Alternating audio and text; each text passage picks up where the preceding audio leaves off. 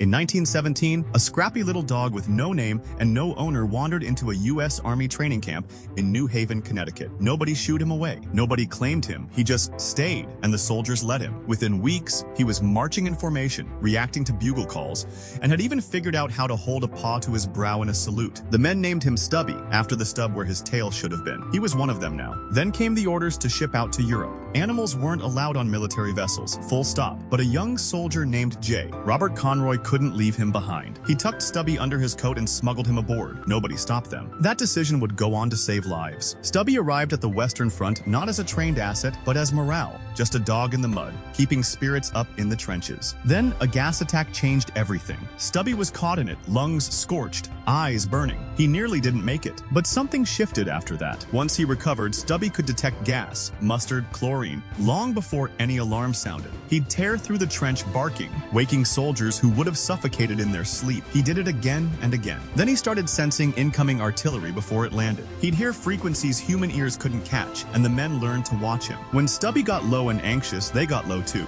Then one night, he caught a German soldier alone in the dark, mapping Allied positions. Stubby locked onto the man's leg and held on, wouldn't let go until troops arrived and made the arrest. Between battles, he'd weave through fields of wounded soldiers, nudging the ones still alive, barking until medics found them. A grenade went off near him. He recovered and went back to work. By the end of the war, Stubby had served in 17 battles across 4 major offensives. He was wounded twice, decorated multiple times, and formally promoted to sergeant, the first dog ever to be given rank through combat in the U.S. Armed Forces. Generals shook his paw. Crowds lined the streets when he came home. He lived out the rest of his life as a celebrity, attending events, meeting presidents, and representing every soldier who'd served beside him. Sergeant Stubby died peacefully in 1926. Not bad for a dog that was never supposed to be there.